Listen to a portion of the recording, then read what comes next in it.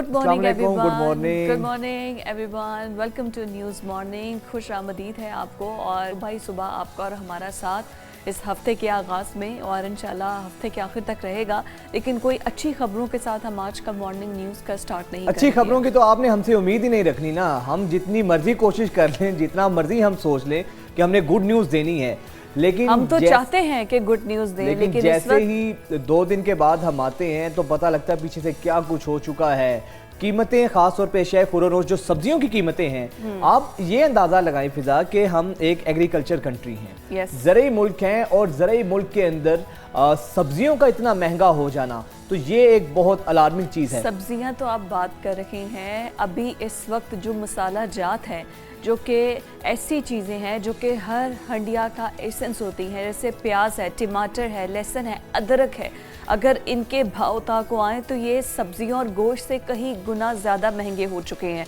तो फिर अगर यही जो बेसिक एसेंस है यही एक थाली बनाने में नहीं होंगे, अच्छा, तो फिर आगे आप कुछ भी बना लें जो लग्जरी चीज़ों में नहीं आती, हर बेसिक कमोडिटीज़ है बिल्कुल। और इनका इतना महंगा हो जाना, फिर एक जिस तरह हमने पहले बात की कि ज़रई मुल्क के अंदर अब आप खाली अदरक की मिसाल लें कि 1300-1600 रुपए किलो तक अदरक मिल रहा है। उसके बाद लहसुन, टमाटर और प्याज, इनकी कीमतें आसमानों से बातें कर रही हैं। अब एक शख्स जिस बेचारे, पहले तो कहा जाता ना कि जो गरीब होता है वो रोटी के साथ, जो प्याज के साथ भी रोटी खा लेता है, अब तो प्याज भी इतना महंगा हो चुका है। ये आम सब्जियां जो हैं ये इतनी महंगी हो चुकी हैं कि आम आदमी बिल्कुल इस वक्त उसकी कुव्वत खरीद जवाब दे चुकी है। एक दिन की जो इनकम है वो तकरीबन 1200 है, 1000 है, कहीं पर उसे 1000 मिलती है, कहीं पर उसे 1200 मिलती है। तो एक मजदूर की जो कीमत है वो पूरे दिन की कमाई की, वो एक किलो अदरक की कीमत के बराबर है। आप ये देखें कि किस तरह हमारा जो मिनिमम वेज है वो किस लेवल पर आ गया है। लेकिन यहाँ पे देखें बात घूम फिर के फिर गवर्नेंस पर आती है। हमारी जो प्राइस कंट्रोल कमेटीज हैं वो कहाँ पर गायब हैं? हर मंडी के अंदर, हर मार्केट के अंदर एक रेट्स दिए जाते हैं, सरकारी रेट्स जिनको कहा जाता है, सरकारी निर्ख जिनको कहा जाता है। अच्छा, ये जो प्राइस कंट्रोल कमेटी, अच्छा, सरकारी निर्ख भी कोई इतने कम नहीं है। अगर अदरक कहीं पर 1000 रुपया या 800 रुपया मिल रहा है तो आपको क्या लगता है कि सरकारी निर्ख 200 रुपए किलो में अदरक दस्तयाब होगा? लेकिन सरकारी निर्ख 40-50-100 कीमतों में इजाफा होता है ना, ये कम से कम नहीं होता उससे। आप ये देखें कि प्राइस कंट्रोल कमेटीज जिनका काम ही ये होता है कि वो मेक श्योर करती हैं इस चीज़ को कि कोई अपने मनमाने कीमतों में इजाफा ना करे। लेकिन हमें प्राइस कंट्रोल कमेटीज़ भी मुकम्मल गायब नज़र आती हैं। मतलब कोई एक भी चीज़ ऐसी नहीं है जहां से हमें कोई सुख का सांस मिल सके, जहां से हमें अब आप ये देखें कि अदरक की अगर बात करें, लाहौर के अंदर 1200 रुपये है, इस्लामाबाद में 1300 रुपये है, कराची में भी 1300-1400 रुपए किलो है, और कोयटा के अंदर सबसे ज़्यादा एक्सपेंसिव है, तकरीबन 1600 रुपए किलो में अदरक फ़रोख्त हो रहा है। तो अब बताएं कि ये अदरक वो है जो कि हर हांडिया के अंदर डलना है, और ये कोई बहुत एक्सपेंसिव या लग्जरी आइटम्स या अमीरों के लिए नहीं है। ये कोई गरीब भी खा रहा है उस हांडी में भी डलना है, अगर कोई दाल बन रही है उसमें भी डलना है, अगर कोई गोश्त बन रहा है उसमें भी डलना है। प्याज है, टमाटर है। पहले तो आप ये कह देते थे कि टमाटर जब बहुत ज़्यादा एक्सपेंसिव थे तो कहते थे उसके ऑल्टरनेटिव में आप दही का इस्तेमाल करें, टमाटर का इस्तेमाल ना करें। अब अदरक के ऑल्टरनेटिव में क्या इस्तेमाल करें? जो घर के अंदर ख़वातीन हैं जो कि दाल रोटी बनाती हैं या जो गोश्त बनाती हैं, बताएं अब उसको क्या करें? अच्छा, अदरक और मटन के रेट्स में भी कोई ज़्यादा फ़र्क नहीं रहा। बिल्कुल, लाहौर के अंदर आपको 1 किलो जो मटन है वो 2100 रुपये का मिल रहा है, 2100 रुपये का मिल रहा है। टमाटर 150 रुपये का मिल रहा है, अदरक आपको 1100 रुपये का मिल रहा है। अगर आपने कोई गेस्ट आ गया है, एक अच्छा खाना बनाना है ना, अगर आपने 1 किलो मटन ही बनाना है तो वो भी तकरीबन आपको 5000 का पड़ जाएगा घर के अंदर। सारे माहौल के अंदर सिर्फ मुनाफाखोर माफिया जो है ना उसकी मौज है। हर शख्स परेशान है, हर बंदा, हर आदमी जो है वो बेचारा महंगाई के हाथों परेशान है। लेकिन जो हमारा मुनाफाखोर माफिया है उसकी मौजें लगी हुई हैं, और वो जो है ना मुकम्मल हालात से इस जो नालायक हुकूमत है निगरान, इससे फायदा उठा। अदरक आपको मिल रहा है 1500 किलो, लहसुन आपको मिल रहा है 500 किलो, प्याज आपको मिल रहा है 500 किलो, और टमाटर आपको मिल रहा है 150 किलो। यही सब चीज़ें मिला लें ना, मैं कहती हूँ सब्जियों वाले तो इस वक्त लखोपति हो गए होंगे। क्या बनाए, गरीब आदमी बनाए क्या? अब गरीब आदमी करे क्या बेचारा कि जब इन हालात के अंदर सब्जियां इतनी महंगी हो चुकी हैं। अच्छा, इसी सारे मामले पर ये महंगाई सब्जियों की हम बात करें, अभी तो सिर्फ हमने खुसूसी तौर पे सब्जियों की स्पेसिफिकली पर्टिकुलरली हमने बात सब्जियों की है, लेकिन कौन सी ऐसी कमोडिटी नहीं है कि जो सस्ती है? हर चीज़ महंगी हो चुकी है। और अभी फिजा जो एक सर्वे आया है, जो एक रिपोर्ट आई है, उसके मुताबिक 40% पाकिस्तानी ऐसे हैं कि जो खते गुर्बत से नीचे आ चुके हैं। अगर पाकिस्तान की आबादी को एक रेशो की तरह किया जाए तो वर्ल्ड बैंक की ये रिपोर्ट है 100% आबादी में से 40% लोग ऐसे हैं जो कि खते गुर्बत की लकीर से नीचे आ चुके हैं। मतलब एक जो गुर्बत का एक लेवल होता है उससे भी बहुत नीचे आ चुके हैं 40% आबादी। और कई ममालिक में ये 1% होगी, 2% होगी, और हम 40% अपनी आबादी का यहाँ से हम अंदाजा लगा सकते हैं कि हालात किस नहज पर जा चुके हैं। इसी पर बात करेंगे। माहिर मईशत डॉक्टर शाहिद हसन सिद्दीकी साहब हमारे साथ मौजूद हैं। बहुत शुक्रिया sir, welcome to news morning. Sir, आप भी कहते होंगे, हमारे शायद व्यूवर्स भी कहते होंगे, सुबह उठते साथ ही क्या हम लोगों को परेशान करना शुरू कर देते हैं ऐसी खबरें दे के, लेकिन सर हकीकत है हर शख्स इस मसाइल से, इन तमाम तरह हालात से दो चार है। यकीनन आप भी ये चीज़ें फेस कर रहे होंगे। सर, आपकी तो इकोनॉमी पे काफ़ी गहरी नज़र है।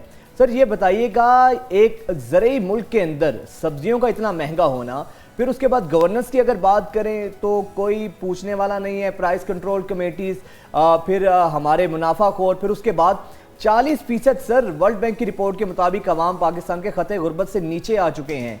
कहाँ देख रहे हैं आप हालात को? देखिए, मेरे ख्याल से अगर आप अपना पिछले प्रोग्राम देखें, 2 महीने पहले से मैंने आपको कई मरतबा कहा कि हमारे 40% आबादी गुर्बत की लकीर से नीचे है। ये कोई नई चीज़ नहीं है, ये हम बहुत पहले से कह रहे हैं। आज एक नई बात मैं आपको बता दूं कि इस्लामी जमहूरिया पाकिस्तान में जो बच्चे स्कूल नहीं जा रहे, उसमें सबसे ज़्यादा पहला नंबर पाकिस्तान का है। हालांकि हमें तो मजहब ने सिखाया रब्बि ज़िदनी इल्मा। हमारा आइन कहता है 25A कि हुकूमत की जिम्मेदारी है कि जो 5 साल से 16 साल तक के बच्चे हैं उनको लाजमी और मुफ्त तालीम दे। तो ना हम उनको पेट भर के ग़िज़ा दे रहे हैं, ना उनकी फ़ीकस आमदनी गिर रही है। हमारे यहाँ महंगाई सितंबर में मेरे ख्याल से 29 से 30% है, जबकि जनूबी एशिया के जो ममालिक हैं उनका औसत है 6.6, यानी उनसे हम 4 गुना ज़्यादा। तो जब एक अशराफिया की मईशत है, आप सुबह सुबह उनको परेशान नहीं कर रहे हैं, ना उन्होंने बच्चों को दवाई दी है, ना पेट भर के खाना खिलाया है, तो वो, और ना जो है वो उनको स्कूल भेज रहे हैं, स्कूल से वापस बुला रहे हैं, तो वो तो पहले ही परेशान हैं। आप तो उनको हल बता रहे हैं बशर्ते कि वो समझें। परेशान तो वो हैं, जब पेट में ग़िज़ा नहीं होगी तो परेशान तो होंगे। मेरा सिर्फ कहना ये था कि क्या ठीक है, हमारी जो है अशराफिया की मईशत है, साबका हुकूमतें, स्टेट बैंक, FBR, सूबाई हुकूमतें, ये सब मिलकर अशराफिया की मईशत है। और निगरां हुकूमत भी अशराफिया के ही ज़ेर असर है। निगरां हुकूमत भी ताकतवर तबकों को मराद देने के लिए कानून से इनहराफ कर रही है, हालांकि उनको एक सुनहरी मौका मिला है। अब मुझे खदशा ये है कि अब चूंकि इन्होंने कुछ पकड़ धकड़ की है और उसका बहुत पब्लिसिटी हो रही है, मगर मैं अगर आपको बताऊं कि खुद हुकूमत के मुताबिक बिजली के जो नुकसानात हैं चोरी के, और जो है उसके बिल अदा नहीं करते, वो 590 अरब रुपए हैं। अब उन्होंने 5-6 अरब अगर कर लिए तो कौन सा तीर मार लिया, ये तो दोबारा फिर हो जाएगा। असल काम जो करने का वो ये नहीं कर रहे। तो ये अवाम की तकालीफ जो आपने बताई हैं बिल्कुल सही हैं, लेकिन जो मुझे खौफ नज़र आ रहा है कि ठीक है, शायद 30 तारीख को ये पेट्रोल के नर्ख भी गिरा दें थोड़े दिन के लिए, लेकिन ये तो फिर बढ़ने हैं, बिजली के नर्ख फिर बढ़ने हैं। इसलिए कि जब तक आप मईशत को कम से कम निगरां हुकूमत, जो इख्तियारात उनके पास है, जाहिर है वो सब कुछ तो तब्दील नहीं कर सकते, लेकिन जो कर सकते हैं वो नहीं कर रहे। तो मेरा अपना ख्याल ये था कि उसकी तरफ हमें तवज्जो देनी चाहिए कि आपको जो कानून के मुताबिक करना है वो क्यों नहीं कर रहे। डॉक्टर साहब, निगरान हुकूमत में तो आप ये देखिए कि वो लोग आते हैं जिनका कोई भी ताल्लुक नहीं होता है ना सियासत से, बिल्कुल इम्पार्शल होते हैं क्योंकि उन्होंने इलेक्शंस करवाने होते हैं, लेकिन उल्टा निगरान सेटअप तो हमारे हुकूमती ख़जाने पर ही बोझ है, क्योंकि बाकी हमारे पॉलिटिशियंस जो हैं उनका तो समझ आता है कि उनको इतना प्रोटोकॉल, इतनी सिक्योरिटी क्यों चाहिए, क्योंकि उनकी जान को ख़तरा है, या सिक्योरिटी रिस्क या लाइफ थ्रेट्स की वजह से सब कुछ है। ये निगरान सेटअप को किस चीज़ का थ्रेट है जो इतने बॉडीगार्ड्स चाहिए हैं, इतना, ये तो हम पे उल्टा बोझ है निगरान सेटअप की जो आप बात कर रहे हैं। नहीं, देखिए ऐसा है कि अगर आप ज़रा तफसील में जाएं, जिसका मौका नहीं है, निगरां हुकूमत में भी उन्हीं लोगों को सेलेक्ट किया गया है जो ताकतवर तबकों की नुमाइंदगी करते हैं, जो माजी में, मैं एक जुमला बोल रहा हूँ, माजी में निगरां के वजीर की हैसियत से आइन को तोड़ के चोरों की मदद करते रहे हैं। तो ये सिलेक्शन भी उसी बड़ी हद तक उसी बुनियाद पर हुआ है। इसलिए कि अशराफिया की मैशत हम उससे बाहर नहीं निकले। ये आप क्यों भूल रहे हैं कि जिस दिन इस हुकूमत ने हल्फ उठाया था, उसके 20 दिन तक, मैं रिकॉर्ड पे बता रहा हूँ, बड़े पैमाने पे स्मगलिंग होती रही, ज़ख़ीरा अंदोज़ी जिसकी आप बात कर रहे हैं होती रही, सट्टेबाजी होती रही, सरमाए का फरार होता रहा, खामोश तमाशाई रहे, कुछ नहीं किया। ये तो मैं क्रेडिट दूंगा आर्मी चीफ को, हालांकि उनकी जिम्मेदारी नहीं है, उनका सरहदों पर करना चाहिए, लेकिन उन्होंने बिजनेस कम्युनिटी से मुलाकातें की हैं। आप अपने प्रोग्राम निकालिए। पहले क्रैकडाउन जो हुआ है वो 6 सितंबर को हुआ है। इन्होंने हल्फ उठाया था 14 अगस्त को। उसके बाद जो है सवाल ये पैदा होता है कि 20 दिन तक इन्होंने दौलत कमाने का मौका दिया, रुपए की कदर बेतहाशा तेज रफ्तारी से गिरी। अब जो ये शोर डाल रहे हैं कि जरा हमने रुपए की कदर में बेहतरी आ गई, तो जरा समझ लें क्या बेहतरी आई है। जो गिराई थी उसका एक हिस्सा वापस आया है, अब ये फिर बढ़ जाएगा, ये तो दोबारा गिरेगा। 12 जुलाई को आपका डॉलर था 276 रुपए का, और इन्होंने खुद ही कहा है कि 250 और 260 के दरमियान होना चाहिए। आज भी अभी भी जो है ना ये 291 पर है, कुछ और गिर जाएगा, लेकिन मुझे जो कुछ नज़र आ रहा है, खुदा न खास्ता ये फिर गिरेगा। इसलिए कि ये इस्लाहात नहीं कर रहे हैं, वो इस्लाहात जो इनके इख्तियार में है, कानून से इनराफ कर रहे हैं। देखिए पकड़ धकड़ जो होती है ये अंडरग्राउंड चले गए हैं। अभी लोग जो है ना वो डॉलर नहीं खरीद रहे हैं उनको, तो इसलिए गिर रहा है। लेकिन सर सवाल ये है, जो बड़ी एक कॉस्मेटिक किस्म की इस्लाहात रिफॉर्म्स हो रही हैं कि जो मनी एक्सचेंजर्स हैं उनको पकड़ लिया गया है, पकड़ धकड़ हो रही है, ठीक है, ये अच्छी चीज़ है कि जिन लोगों ने होर्डिंग की हुई थी डॉलर्स की और उसको पकड़ने के बाद थोड़ी कीमतें कम होना शुरू हुई हैं। और लेकिन सर जब तक इंडस्ट्री हमारे मुल्क में नहीं लगेगी, जब तक हमारी एक्सपोर्ट्स बेहतर नहीं होंगी, हमारी एक्सपोर्ट्स हमारी इंपोर्ट से ज़्यादा नहीं होंगी, तो सर कैसे हम तब तक तवक्को कर सकते हैं कि हमारे रुपए की कदर मुस्तहकम होगी, हमारी इकोनॉमी में कुछ बेहतरी आएगी? देखिए ये जो बातें आपने कही हैं वो सही हैं। ये आपका एक्सपोर्ट तो इंपोर्ट से अगले 50 साल में भी नहीं बढ़ेगी, ये तो भूल जाइए बात आप। लेकिन हम निगरां हुकूमत से वो तवक्को नहीं कर रहे, क्योंकि इनके पास इतने इख्तियारात नहीं हैं। मैं तो उन इख्तियारात की बात कर रहा हूँ जो इनके पास हैं। मसलन इन्होंने अभी तक जो चोरी के असासे हैं, जिसकी तफसील इनके पास है, जिसके लिए कानून मौजूद है, वो उन पर हाथ नहीं डाले, क्योंकि ताकतवर तबके मुतासर होते हैं। अभी जिन पे हाथ डाले वो हैं जिन्होंने इस हुकूमत के दौर में कमाया था, उसको ये वापस ले जाने की कोशिश कर रहे हैं, वो भी आर्जी तौर पर। जो रिकॉर्ड पर मैं आपको बता रहा हूँ, 2 चीज़ें। पिछले साल का बजट आप निकाल के देख लीजिए, उसमें उन्होंने ये कहा था कि 1 साल में 300 अरब की जो चोरी हो रही हम उसको वसूल करेंगे, 3000 अरब की। अब इनके पास 7 महीने तो हैं, ये 1 पैसे की वसूली नहीं कर रहे हैं। उसके अलावा इनके पास एक लिस्ट है 41 लाख आदमियों की जिनके चोरी के असासे हैं, और कानून क्या है वो मैं आपको बता दूं, कानून के अल्फाज बता दूं। इनके असासे जब्त कर लिए जाएंगे, इनकी जायदादें जब्त कर ली जाएंगी और इनको 7 साल जेल भेजा जाएगा। हमने कहा भाई जेल वेल मत भेजो ना, असासे जब्त करें। अब चोरी के अगर 2 करोड़ रुपए कौमी बचत में लगे हुए हैं या बैंकों में रखे हैं, कानून मौजूद है, एफबीआर को किसी के पास जाने की जरूरत नहीं है, ना अदालतों में ना कहीं। सिर्फ जो छापे मार रहे हैं, ये तो आपने बिल्कुल सही कहा कि जरूर करें, लेकिन इससे आर्जी फायदा है, ये फिर वापस आ जाएंगे, रुपया फिर गिर जाएगा, जखीरा अंदोजी फिर होगी। ये तो देखिए ये नुमाइशी है, आपने कॉस्मेटिक बिल्कुल सही कहा। लेकिन जहां मुस्तकिल फायदा होगा जब आप असासों को पकड़ेंगे, 41 लाख आदमी के जो चोरी के असासे हैं उनसे दौलत ले लें, तो वो बुक्स, वो डॉक्यूमेंट हो जाएगी, मईशत दस्तावेजी हो जाएगी। वो नहीं कर रहे, हाथ नहीं डाल रहे, कानून तोड़ रहे हैं। तो ये तो एक बुनियादी चीज है कि इसका इनकी नीयत भी वही नहीं है, ये भी चोरों को ही मदद कर रहे हैं। आप वही तो कह रहे हैं कि आए भी तो वही है ना, जो कि शराफिया को बचाने के लिए उन्हीं के सरकर्दा आगे लोग आए हैं, तो वो कैसे जो जिन लेकर आए हैं उन्हीं पर हाथ डाल दें? अब मैं आपको सबूत दे दूं ना, आप देखिए अखबारात निकाल लीजिए। ये कानून बन चुका था कि 2000, इन्होंने निगरां वजीर ख़जाना थी शमशाद अख्तर, इन्होंने 2018 में 1 जुलाई के अखबार निकाल दिए उस ज़माने। आइन पाकिस्तान की शिक 77 तोड़ी, आइन की शिक तोड़ी, कानून नहीं आइन।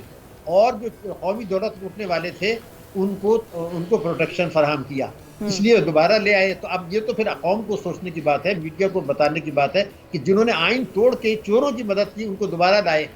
अब मैं जो चीज़ बात कर रहा हूँ कि 3000 अरब रुपए की टैक्स की चोरी थी उसको पकड़ना है, फिर आपको याद होगा जनवरी में आप भी बहुत प्रोग्राम किया करते थे कि 9.7 अरब डॉलर के कर्जे मंजूर हुए थे सैलाब के लिए। जी उसमें जी आपने पता लगाना था, लेना था, उसकी बात तो भूल गए आप।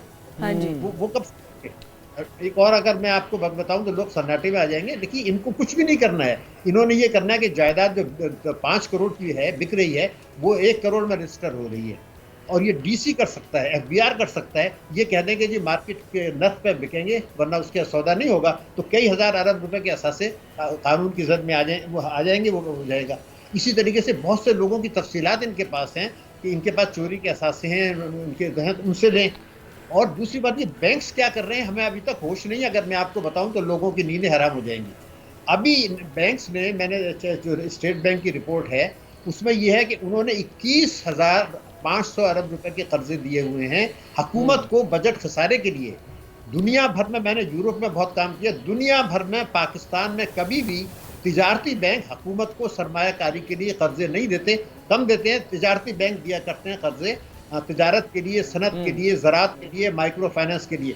इन्होंने कर्जे दिए 12,500 मईशत की तरक्की के लिए, ताजरों को, सनतकारों को 21,000 अरब रुपया दिया हुकूमत को।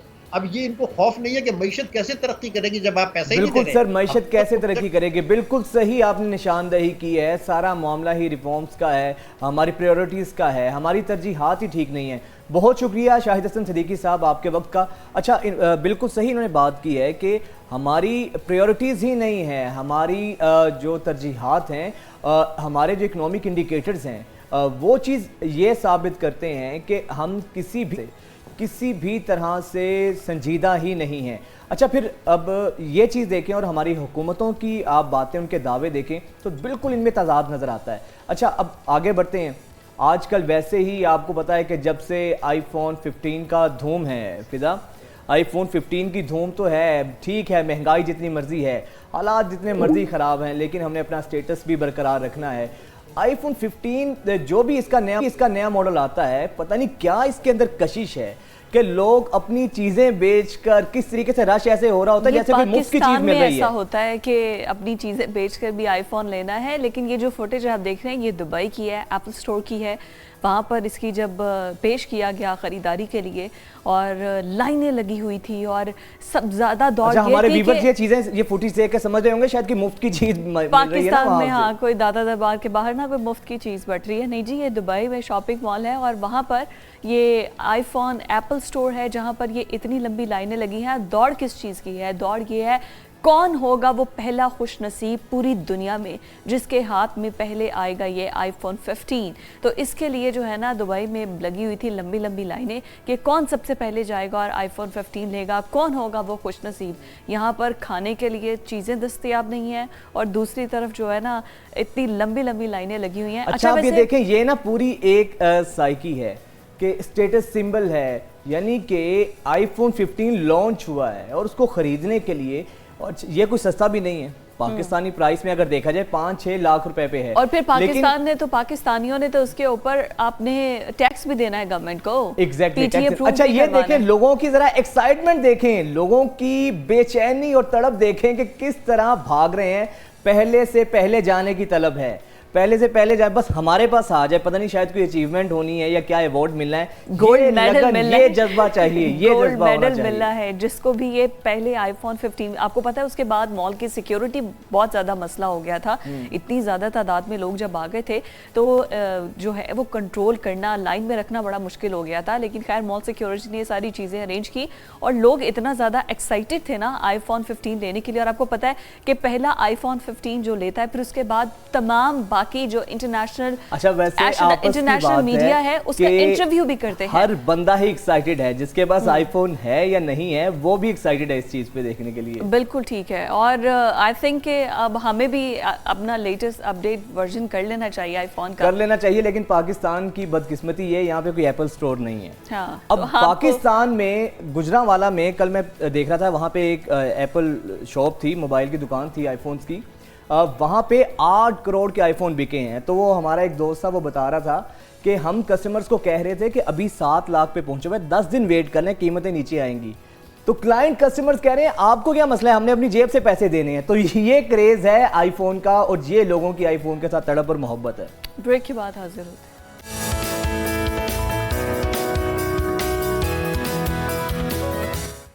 ब्रेक के बाद आपको एक बार फिर से खुशामदीद कहते हैं। कुछ सियासी मंजरनामे का अहवाल तो सियासत में इस वक्त तो क्या ही बात करें कि तमाम बड़ी सियासी जमातें इलेक्शंस की डेट फाइनल हो चुकी हैं। जनवरी के लास्ट वीक में इलेक्शन कमीशन ने कहा है कि इलेक्शन होगा, लेकिन इस वक्त वो तमाम सियासी जमातें जो इकट्ठी हंडियाँ बना रही थी, हुकूमत में बैठी हुई थी, उसके बाद वो कहते हैं ना हंडिया बीच चौराहे फूट गई है। वो हुआ यह बीच चौराहे फूटने के बाद अब सब ने ना अपना अपना रायता इकट्ठा शुरू कर दिया है कि हम अपना बयानिया लेके आवाम के पास जाएंगे, अपना बयानिया आवाम के पास लेकर जाएंगे और उसके बाद देखा जाएगा कि किसका बयानिया ज्यादा मकबूल पॉलिटिकल हो। पार्टीज के लिए सबसे बड़ा चैलेंज ही ये है, खासतौर पे जो बड़ी जमातें जो इक़्तिदार में रही हैं, पीपल्स पार्टी और पीएमएलएन इंक्लूडिंग पीटीआई, लेकिन पीटीआई वैसे ज़ेरे अताब है।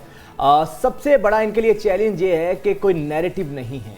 आवाम के पास जब इलेक्शंस में जाते हैं तो एक पॉपुलर नैरेटिव होना बहुत ज़रूरी होता है और उसी नैरेटिव की बुनियाद पर आवाम इकट्ठी होती है। वही नैरेटिव मोमेंटम बनाता है, वही नैरेटिव माहौल बनाता है और आवाम को घरों से बाहर निकलने पर मजबूर करता है।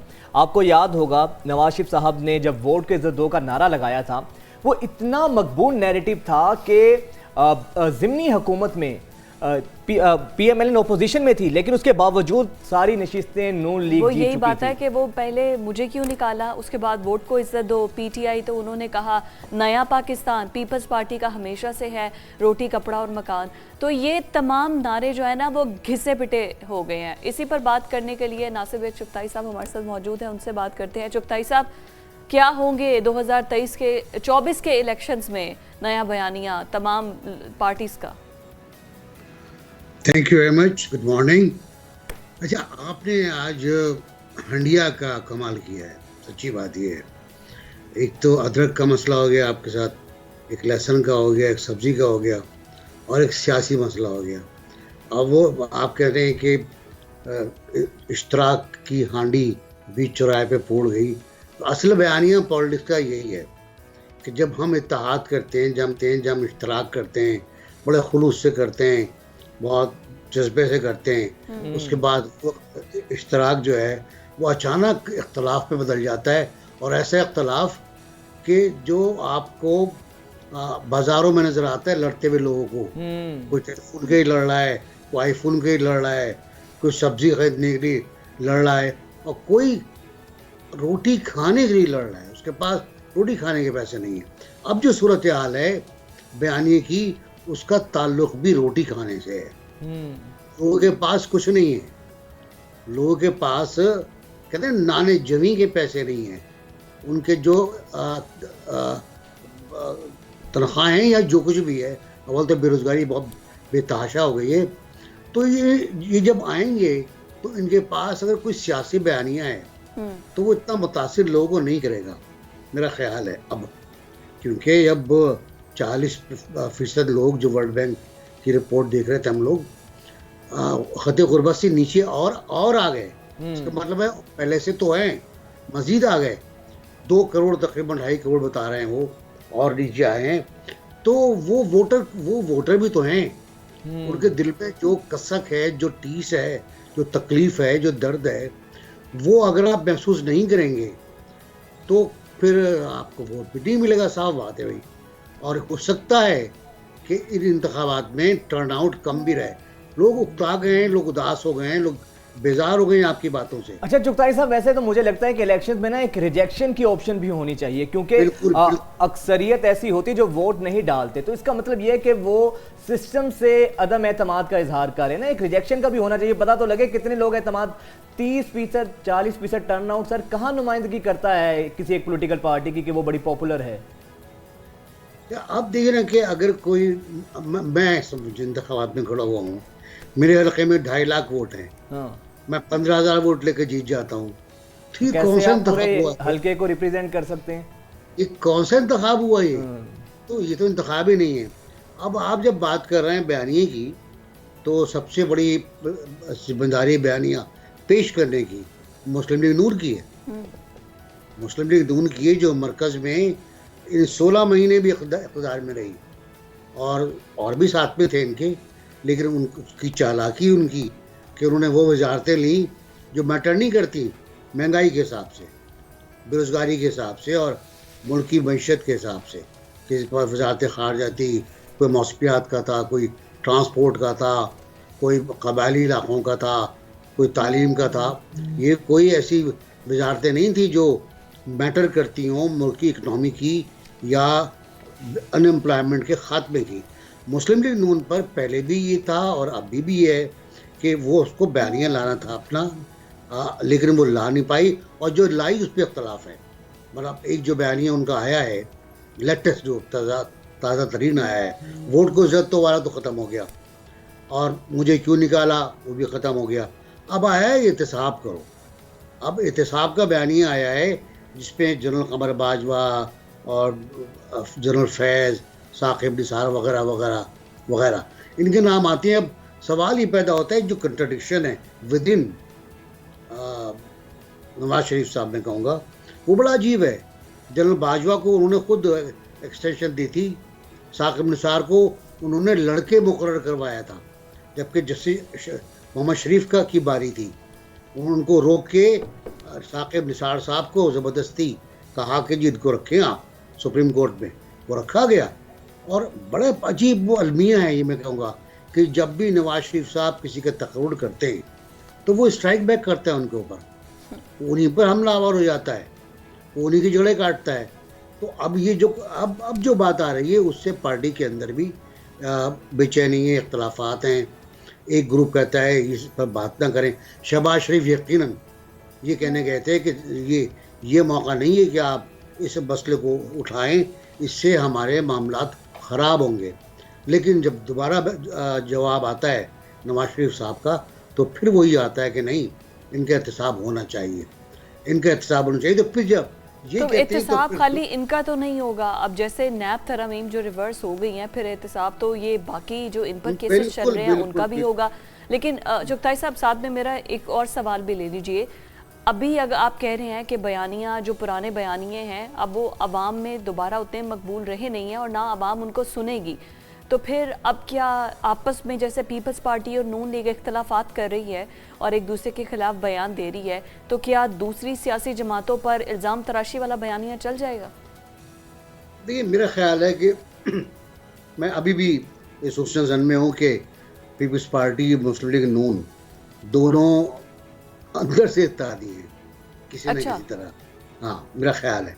और इनके जो बयानात हैं वो इतने ज़्यादा मुझे संगीन नहीं लग रहा है। देखिए जरदारी साहब एक ख़ास शख्सियत का नाम है, एक ख़ास करैक्टर है वो सियासत का, कौमी सियासत का।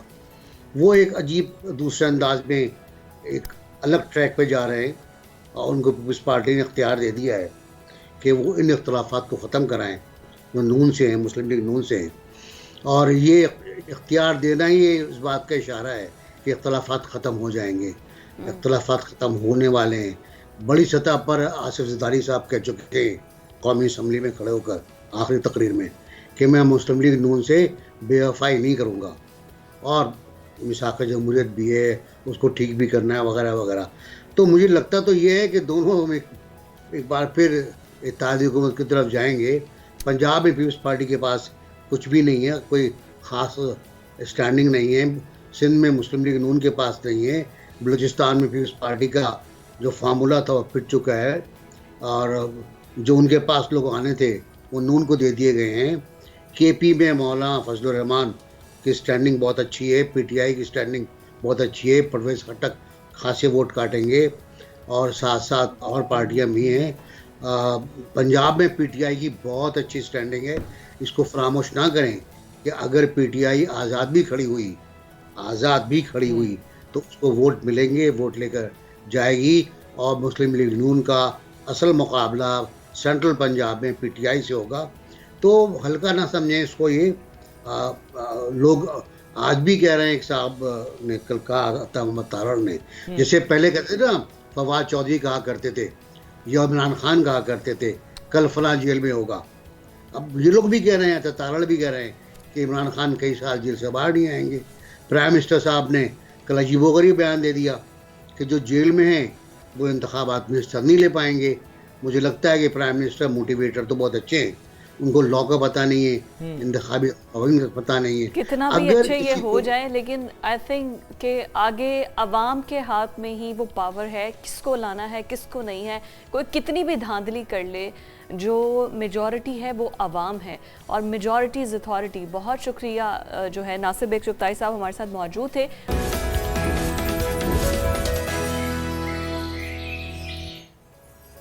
जिस इशू पर अब हम बात करने जा रही हैं, बहुत ही संजीदा और दिल खराश वाक़या जो जनरल हॉस्पिटल में पेश आया है।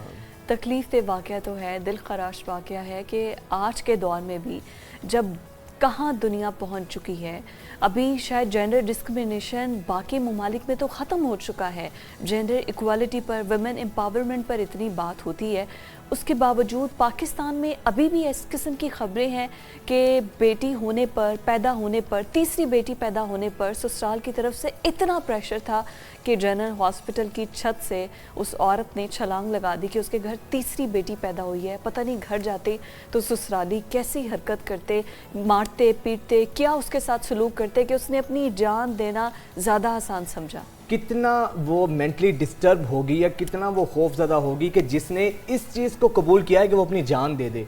लेकिन क्या प्रेशर होगा। ये बेटियां, बेटे, औलाद, ये तो अल्लाह की देन होती हैं और हमारे तो इस्लाम में कहा गया है कि बेटियों की जो तरबियत करेगा वो जन्नत में आप सल्लल्लाहु अलैहि वसल्लम के साथ ऐसे होगा जैसे दो उंगलियां साथ में होती हैं।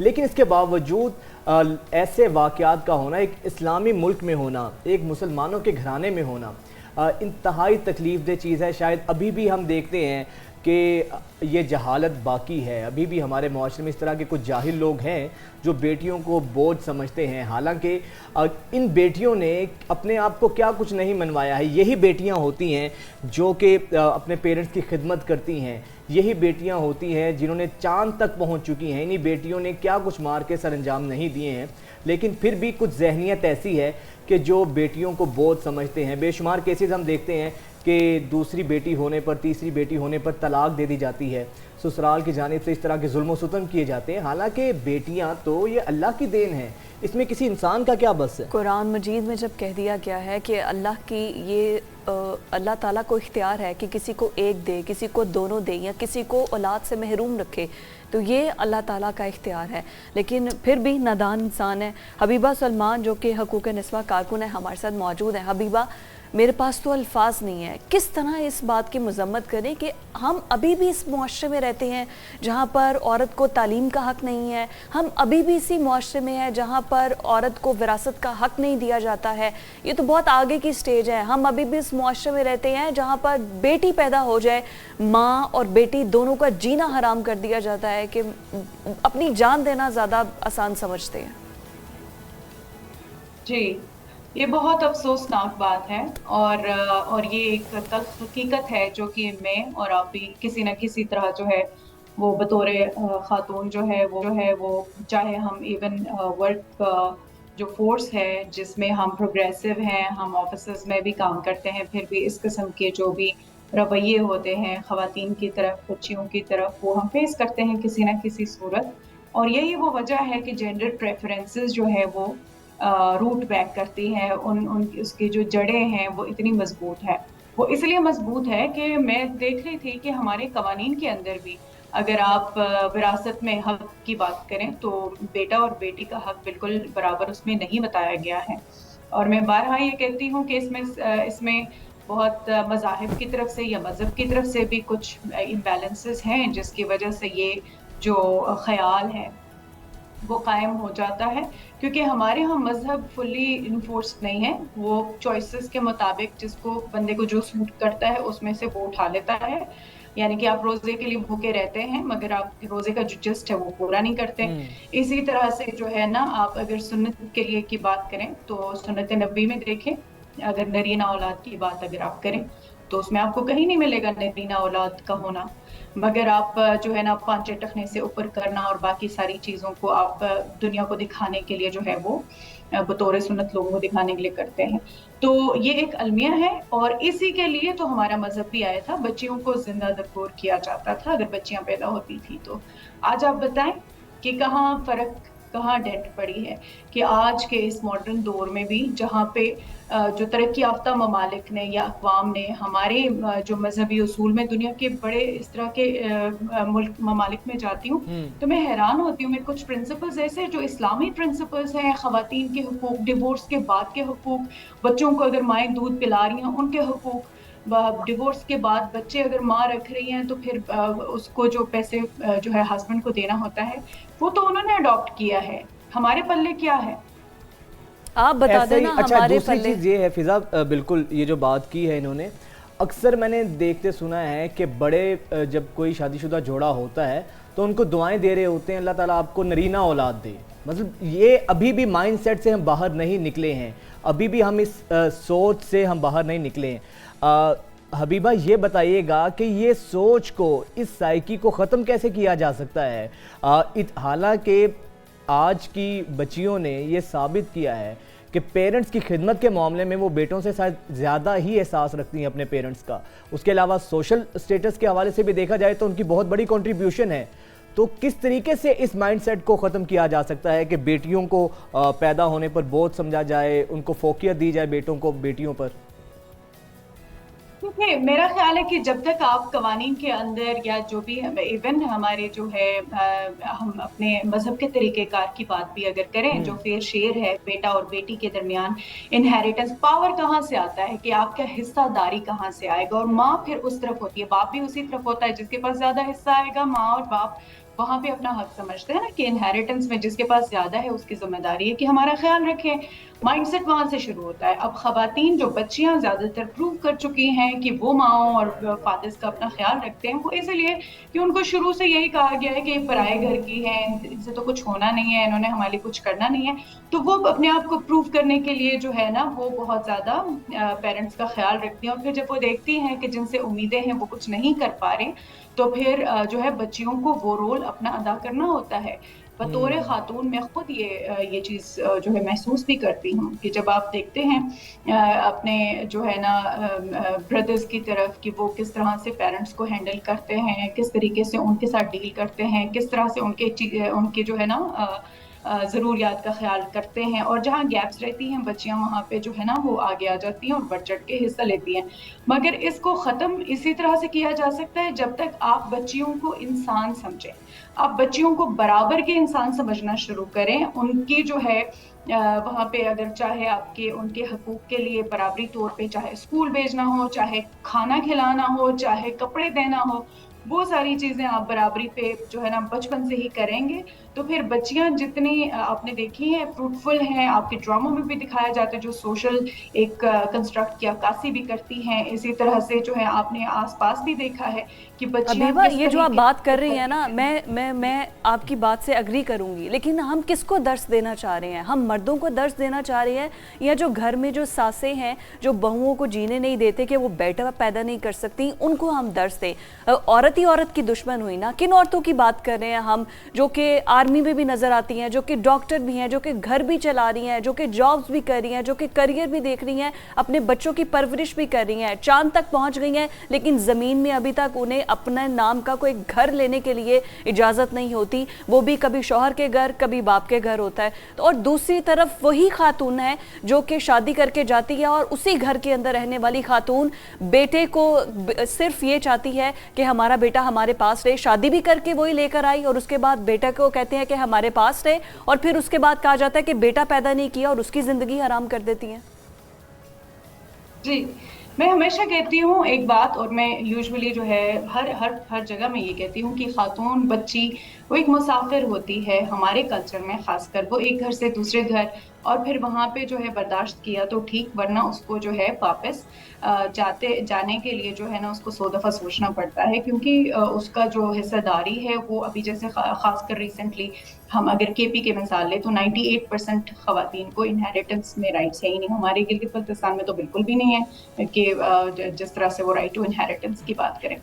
जहाँ पे आप बात करते हैं कि माएँ या खवातीन खुद इस तरह की चीज़ों के अंदर होती हैं, तो वहाँ हम देखते हैं कि जो एक चीज़ है कि हमारे यहाँ बच्चों के अंदर इन्वेस्टमेंट की जाती है। हम इन्वेस्ट करते हैं, बच्चा अगर अच्छा, वो मुर्गी के टांगे बच्चे को अगर मिलती हैं तो उससे फिर वो एक्सपेक्टेशन भी है कि आगे चल के इसने एक रिटर्न भी देना है। तो कंट्रोल जो है उसमें जो हार्मफुल सोशल नॉर्म्स है उसके अंदर मर्दों के ऊपर भी कंट्रोल है, तो वो जो एक कल्चर है वो फिर चला जाता है। तो ऐसे में यही है कि अगर हम इर्तिका करके ठीक हो सकते हैं, मेरा ख्याल है। कवानीन है प्रो वेमेन लॉज जो रिसेंट पास में कुछ एनजीओज की मदद से या कुछ जो है आलमी जो कन्वेंशंस हैं उनकी जो है इंट्रूजन या उनके इस्तेमाल की वजह से कुछ कवानीन हमारे इन्फ्लुएंस हुए हैं, कुछ बेहतर हो रहे हैं, मगर कवानीन ट्रिकल डाउन भी नहीं हो रही हैं, वो भी एक मसला है। फिर अगर कवानीन है तो लोगों को उन कवानीन का पता नहीं है। तो मेरा ख्याल है कि तालीम जो है वो अगर दी जाए, जैसे अब हम इर्तिका पजीर हो रहे हैं बहुत स्लो, जिस कदर हमारे जो है वो जो लिटरेसी रेट बढ़ रही है उसके साथ साथ लोग धीरे धीरे जब एक मॉडर्नाइजेशन तालीम के साथ साथ तरबियत की बहुत ज़्यादा ज़रूरत है। बहुत शुक्रिया हबीबा हमारे साथ मौजूद थी, हबीबा सुलेमान जो कि खुद बड़ी एक्टिव वर्कर। लेकिन दुख की बात यह है कि हम जो घर में रहने वाली वो तमाम ख़वातीन जो कि माँ हैं और चाहती हैं कि हमारे बेटे को बेटा नसीब हो, तो जो ये दुआ मांगती हैं कि बेटा नसीब हो, तो पाकपतन का भी रिसेंट वाक़या है कि वहाँ पर हुआ क्या है कि जो बेटा पैदा होता है उसकी बड़े लाड प्यार से नखरे उठाए जाते हैं और फिर वो ये अपनी बाप को लाते मार है। फिर जायदाद का हक लेने के लिए वही बेटा कभी माँ बाप को कत्ल कर देता है, वही बेटा जो कि निकम्मा होता है, घर में पड़ा होता है, जो ड्रग्स के नशे में लग जाता है, और फिर उसके बाद वही बेटा जो है ना आपको बाद में मज़ीद उसका भी बोझ उठाना पड़ता है, उसकी फैमिली का भी बोझ उठाना पड़ता है। और खुदा के वास्ते ये जो एक अलमिया बना हुआ है ना कि अगर बेटा जॉब नहीं करता तो इसकी शादी कर दे, अगर बेटा ड्रग्स पे है तो इसकी शादी कर दे, आप उस लड़की की जिंदगी तबाह कर रहे हैं और उसके बाद वो जो फैमिली एक नई स्टार्ट होगी उसकी जिंदगी तबाह कर रहे हैं। तो हमारे मुआशरे के अंदर ना बेटों से ज्यादा जो घर के अंदर खवातीन हैं जो कि सास के रूप में नजर आती हैं वो ज्यादा खतरनाक है। सबसे पहले औरतों को अपनी तरबियत करने की जरूरत है और फिर वही बेटा जिसकी आप तरबियत कर रहे हैं, अगर एक माँ ने अच्छी तरबियत अपने बेटे की होगी ना तो वो कभी भी इस किस्म की फरसुदा रसूमात पर नहीं जाएगा। तो सबसे पहले फर्ज ये बनता है कि औरत खुद से अपनी तरबियत, अपने घर में रहने वाली, जब घर के अंदर रहने वाली औरत अपनी बेटी और बेटे पर फर्क नहीं करेगी, जब वो अपने बेटे को कहेगी कि अपनी बहन की भी उतनी इज्जत करो, तो फिर वो बेटा अपनी बीवी की भी उतनी इज्जत करेगा और अपनी माँ की भी उतनी इज्जत करेगा। लेकिन सबसे पहले जिम्मेदारी आयद होती है औरत पर और फिर उसके बाद आने चाहिए कवानीन। लेकिन हम अपने तरफ से हाथ झाड़ देते हैं और उसके बाद आज आकर इल्जाम लगा देते हैं कि हमारे मुआशरे के अंदर मर्द खराब है। मर्द सारे अच्छे नहीं हैं, मर्द सारे बुरे नहीं हैं, लेकिन जो खवातीन हैं सबसे पहले अपनी तरबियत उनको करने की जरूरत है। हमें जाना है ब्रेक पर, स्टे विद अस।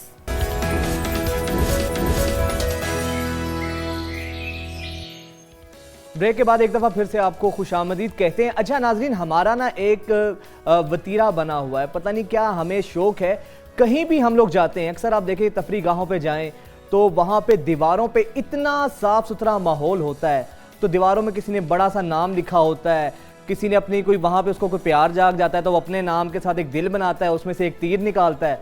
तो पता नहीं क्या हमें ये शौक पड़ा है कि हमने कोई भी चीज़ साफ़ सुथरी नहीं देखनी है।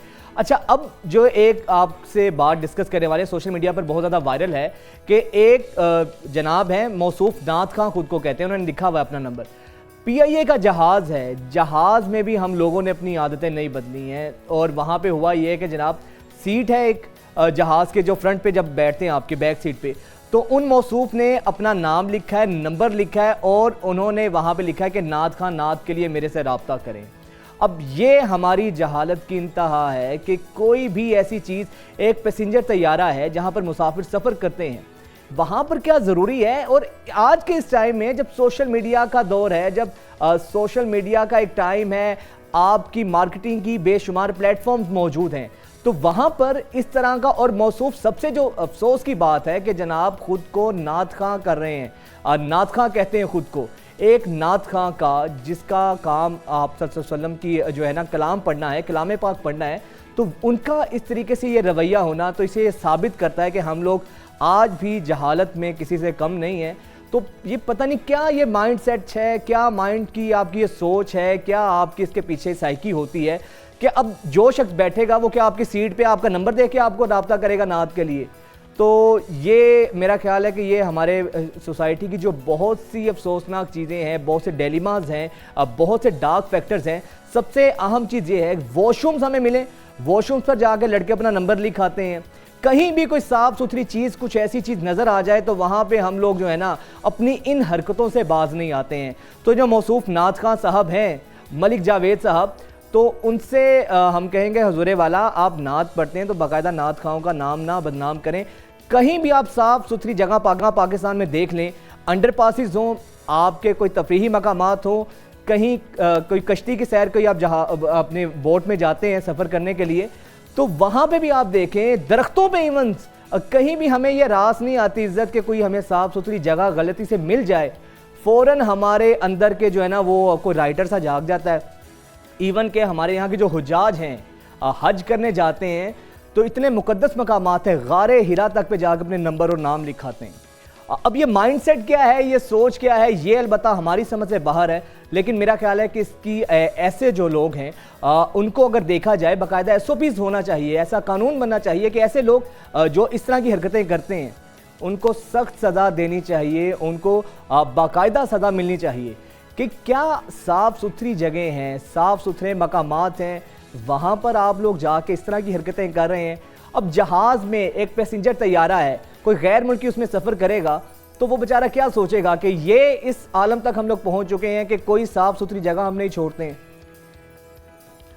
वजाहत मुझे कोई इतना शौक लगा नहीं है ये बात सुनकर, क्योंकि माशाल्लाह से वहाँ पर भी देखते हैं ना कि हम अपने मुल्क का नाम रोशन कर सकते हैं तो हम करते हैं, और फिर हम 100 वॉल्ट का बल्ब लगा के नाम रोशन करते हैं कि पूरी दुनिया को पता चले कि इस किस्म के क्रिएटिव आइडियाज़ हमारे माइंड में हैं।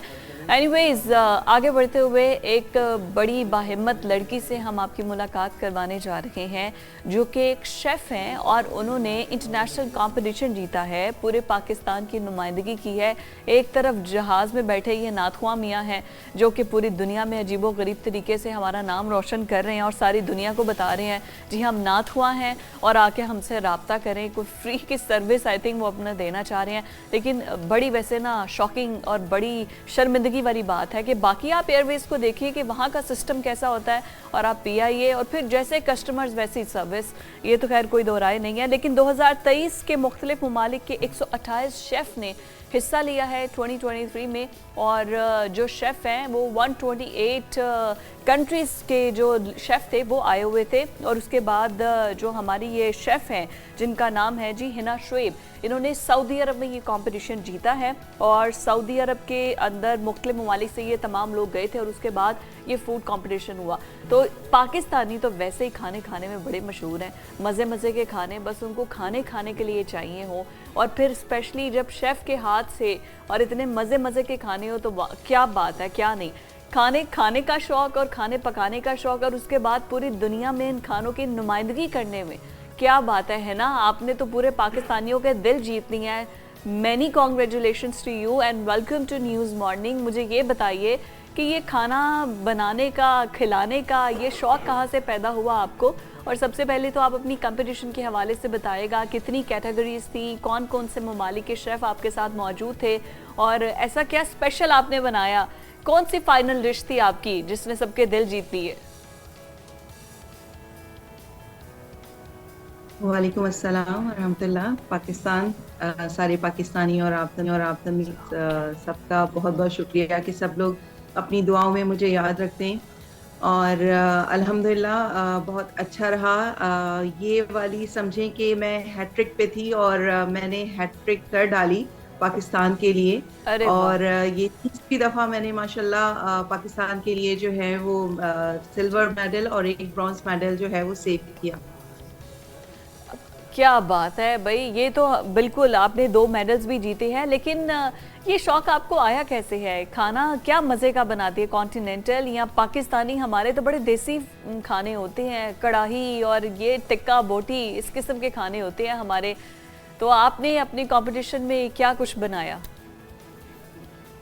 जी, एक्चुअली मेरा मैं ज़्यादातर तरजीह अपने ही कुज़ीन को देती हूँ इंटरनेशनल लेवल पे भी, और मेरी कोशिश ये रही कि मैं अपनी ही कुज़ीन को लेके जो है वो आगे बढ़ूँ इंटरनेशनल लेवल पे।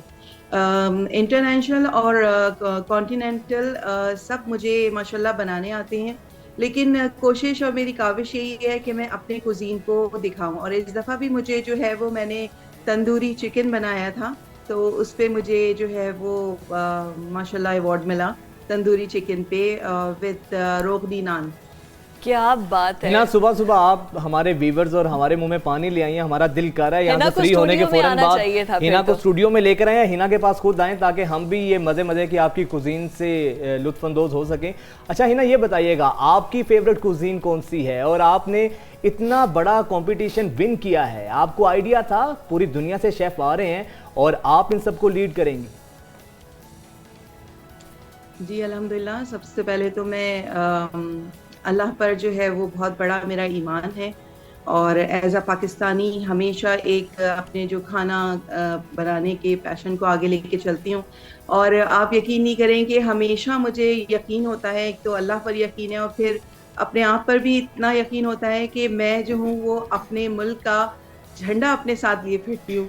तो हिना, माजरत आपसे दोबारा हम बात करते हैं, ज़रा ब्रेकिंग न्यूज़ आई है वो अपने नाज़रीन कर लें, दोबारा से अपने सेगमेंट की जानिब बढ़ते हैं। अच्छा हिना, आप ये बता रही थी कि मुकाबला वाकई टफ था और आपने विन किया है। हिना, मेरी भी आपसे रिक्वेस्ट है, आप माशाल्लाह आपने तो अपना नाम मनवाया है, तो कोई हमारी साथी एंकर को भी कोई दो चार टिप्स दें कि अच्छा खाना कैसे बना सकते हैं, कोई आप इनको भी सिखाएं तो फिर हम आपको मानेंगे। एक और अवार्ड आपको वो हमारी तरफ से होगा। फिजा को ज़रा टिप्स दें आप। जी, टिप तो मेरी यही होगी कि, और हमेशा मैं ये कहती आई हूँ कि आप जो चीज आप दिल से बनाते हैं ना अपनी खुशी से, असल तो चीज ये है, ये दिल से नहीं बनाती है, सर से उतारती है। बिल्कुल सही आपने मसला डायग्नोस किया। नीयत से बनाए तो खाना मजे का बन जाता है, बिल्कुल दरिया कूदे में बंद कर दिया। मेरी थिंकिंग ये है कि देखिए, अगर दाल भी अगर आपने बनाई है ना और वो दिल से बनाई है, खुशी खुशी बनाई है, तो उस दाल में भी जो है ना वो मजा आपको मजा वो दुबाला कर देगी आपका। एक दाल में भी इतना मजा होता है। तो नॉर्मली लोग कहते हैं कि दाल बनाना तो आम सी बात है, कोई भी बना लेता है, लेकिन नहीं, दाल भी अगर दिल से और समझ से और टाइम दे के बनाई जाती है तो हर चीज को देखें, टाइम लगता है किसी काम को या कोई काविश आपको करनी पड़ती है किसी चीज में, तो आपको उसमें थोड़ा सा टाइम एक्सपेंड करना पड़ता है कि थोड़ा सा टाइम लगाएं, थोड़ा इंटरेस्ट लेना पड़ता है। अच्छा, तो हिना, उन लोगों को क्या आप मैसेज या क्या नसीहत करेंगी जो लोग सर से उतारते हैं, दिल से खाना नहीं बनाते हैं, कि उनको मैसेज देना चाहें आप? देखिए, नसीहत तो मेरी यही है पूरी खवातीन के लिए कि अगर जो दिल से बनाया हुआ खाना होता है तो वही आपके शौहर, आपके बेटे, आपके भाई के दिल में घर घर जाता है। तो आप खुद भी घर में कुकिंग करती हैं, घर में खाना? अगर उन्हें अपना बनाना है तो थोड़ा सा टाइम देना पड़ेगा। और मैं पहले पूछ रही हूँ ना, अब है ना, आप घर में भी कुकिंग करती हैं? आप ही करती हैं? जी जी, मैं घर में भी बेशक कुकिंग करती हूँ। मेरे हस्बैंड जो हैं, समझे कि अगर मैं कुछ इस जगह पे पहुंची हूँ तो अपने हस्बैंड की वजह से और बच्चों की वजह से, क्योंकि वही मेरे खाने को टेस्ट करके सबसे पहले जो है ना वो रिमार्क्स देते हैं कि किस तरह है, इसमें क्या कमी बेशी है या क्या चीज इसमें आप। ये फिजा ने सवाल इसलिए हिना आपसे पूछा है क्योंकि वो समझते हैं कि अगर वो घर में कुकिंग नहीं करती तो कोई भी नहीं करता। नहीं, ऐसी बात नहीं है। और फिजा भी पता है आपको कि जो लोग कुकिंग कभी नहीं करते और जब वो इन द फ्यूचर जाके कुकिंग करते हैं तो वो बेस्ट शेफ होते हैं। अब घर के बाहर अब बताइए, दिल रखा है उन्होंने, आपका दिल नहीं रखा है ना। मुझे ये बताइए कि एक मिथ है कि मैं अब यही बात करने लगी कि कहा यह जाता है कि जो लड़के होते हैं, मर्द जो होते हैं, वो बेस्ट शेफ होते हैं और उनके हाथ में जायका ज़्यादा होता है। और आप देखें, दुनिया के सबसे बड़े जो शेफ हैं वो ख़वातीन नहीं हैं, वो तमाम मर्द ही हैं। बड़े रेस्टोरेंट के अंदर भी मर्द ही उसको ऑन करते हैं और उसी को रन कर रहे होते हैं। तो इस बात में कितनी हकीकत है? देखिए, अब माशाल्लाह इस फील्ड में जो है वो आहिस्ता आहिस्ता ख़वातीन भी काफ़ी आगे आ रही हैं। और ऐसा नहीं है कि ख़वातीन जो हैं वो अच्छा खाना बनाना नहीं जानती। और ये जितने बड़े बड़े शेफ हैं दुनिया के, तो वो भी शायद अपनी माओं के हाथ का खा के बड़े हुए ना। एब्सोल्युटली।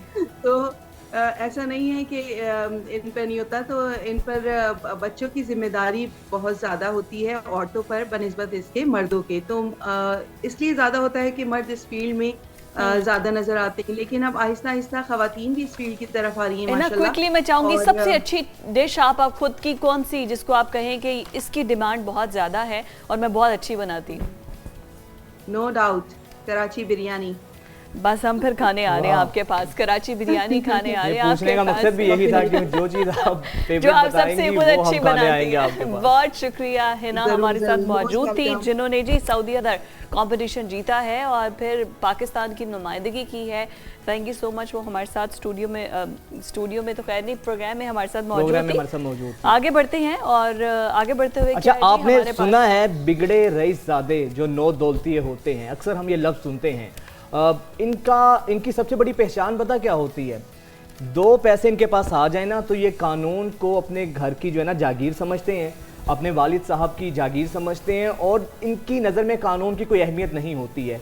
ऐसा ही एक वाक़या सरगोदा का जो मसरूफ़ तरीन लारी अड्डा है। अब ये फुटेज आप देखें कि इस ट्रैफिक वार्डन ने इसने कानून की खिलाफ वर्जी करने पर उसको रोका और इस बिगड़े अमीरजादे, पता नहीं अमीरजादा है भी या नहीं क्योंकि इतनी बड़ी गाड़ी है, इतनी बड़ी गाड़ी भी नहीं है, उसने उसको बेचारे को अपनी तरफ से कुचलने की कोशिश की है। वो बेचारा गाड़ी की फ्रंट सीट अगला जो हिस्सा है बोनेट का, उसको पकड़ के थामे हुए बैठा हुआ है और वो जनाब मौसूफ गाड़ी रोक नहीं रहे हैं। आप ये देखें कि गाड़ी चलती जा रही है और ट्रैफिक वार्डन जो है वो बेचारा उसके साथ लमका हुआ है। इस तरह का वाकया होना, फुटेज सामने आ चुकी है। देखें अब ये मेंटल, ये जो माइंडसेट है ना कि बस पैसा है मेरे पास तो आपके बाप का कानून है, कोई आपको नहीं रोक सकता है, जो मर्जी आप करें। और फिर होता भी है कि इस बेचारा ये जो ट्रैफिक वार्डन है ताकत की बुनियाद पर हो सकता है इस बेचारे की वर्दी भी उतर गई हो। नहीं, वो बात ये है ना कि अब ये ब्लैक मिरर के अंदर जनाब अंदर कोई नवाबजादा साहब बैठे होंगे जिनको लगता होगा कि मेरे तो ख़ानदान ने पाकिस्तान बनाने के लिए इतनी कुर्बानियाँ दी हैं ना कि ये जो सड़क भी बनाई है ये मेरे ही ख़ानदान में से किसी ने बनाई है और फिर पाकिस्तान के अंदर जितनी भी दौलत है वो मेरे ही पुश्तों से कोई चलती आ रही है दौलत। और उसके बाद मैं ये जो ट्रैफिक वार्डन्स हैं इनकी क्या औकात, इनके पूरे महकमे को मेरे घर से तनख्वाह जाती है।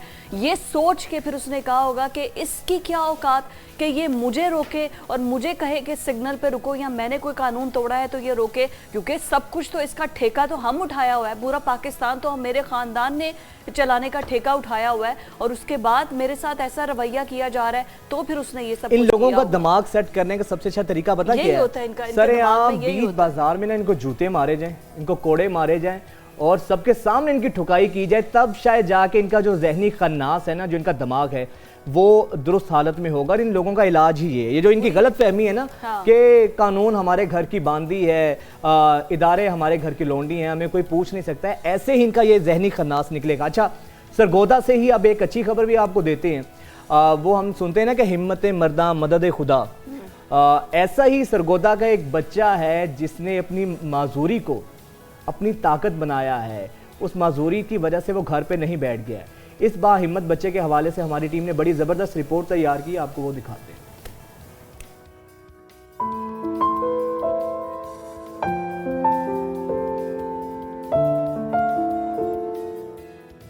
तहसील साहिवाल के इलाके असगराबाद का रिहायशी 21 साला नौजवान नजीबुल्ला ताहिर बचपन से ही दोनों बाजुओं और टांगों की सलाहियतों से महरूम है, लेकिन उसने अपनी माजूरी को कभी भी कमजोरी नहीं बनने दिया। मैट्रिक में 1074 नंबर लेने के बाद अब हाल ही में सरगोदा बोर्ड के इंटरमीडिएट के इम्तिहान में 827 नंबर लेकर सबको हैरान कर दिया।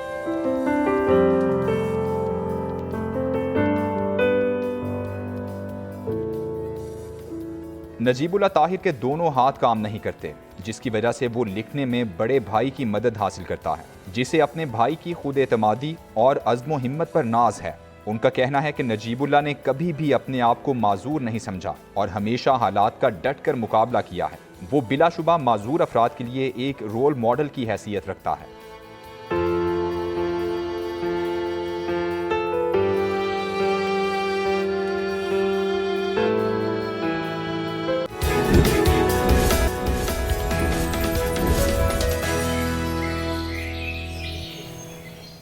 ब्रेक के बाद एक दफ़ा आपको फिर से हम खुशामदीद कहेंगे।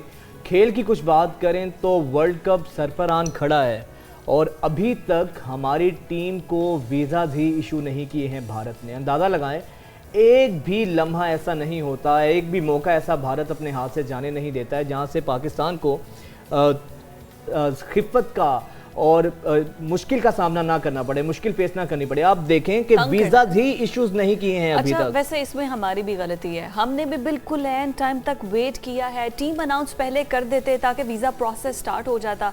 अभी हम अनाउंस किया, अब हमें भी कहे क्विकली हमें अब वीजा दे। और आपको पता है कि कोई इतना फ्रेंडली तो हमारा नेबर है नहीं, ये इंडिया है जिसने कोई मौका हाथ से जाने ही नहीं देना है, जिसने आपको तंग करना है हर सूरत में, ताकि अगर वहां पर खिलाड़ी पहुंच जाते हैं इंडिया में तो वो रेस्टलेस रहें, वो परफॉर्म अच्छा ना कर सके। लेकिन फिजा आप ये देखें कि ये जो हमारे 25 क्रिकेटर्स हैं, इनके जो डॉक्यूमेंट्स हैं 2 हफ्ते पहले भिजवा दिए गए थे जी।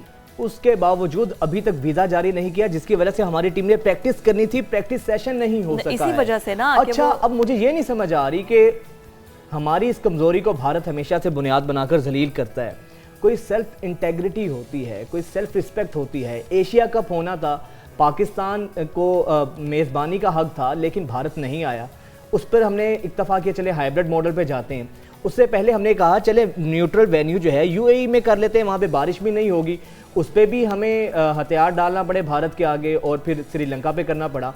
कहाँ कहाँ हम लोग हमें जलील नहीं किया जाता है। इतनी क्या आपको आखिर आई है कि आप अगर वीज़ा आज भी इशू नहीं करते तो क्यों पीसीबी एक स्टेटमेंट नहीं देता कि ठीक है अगर हमें वीज़ा नहीं दे रहे तो हम भी नहीं मारे नहीं जाते, हम वर्ल्ड कप खेलते हैं। लेकिन अब आपको किसने कहा है वहाँ पे अगर छोड़ दिया, आईसीसी का इवेंट है, फिर पाकिस्तान को इवेंचुअली कहीं ना कहीं तो स्टैंड लेना पड़ेगा ना। जो एशिया कप है वो आईसीसी का इवेंट नहीं था। भारत खेलता या ना खेलता आईसीसी से फाइन नहीं करेगा। वर्ल्ड कप ये आईसीसी का इवेंट था, और अगर पाकिस्तान नहीं खेलता तो फिर पाकिस्तान को एक तो जुर्माना होना था, चाहे पाकिस्तान अपना केस कितना भी स्ट्रॉन्ग तरीके से लड़ता कि इंडिया हमें तंग को ये भी तो देखना चाहिए ना कि वो वीजा इशू नहीं कर रहा है। आईसीसी में इजारादारी किसकी है?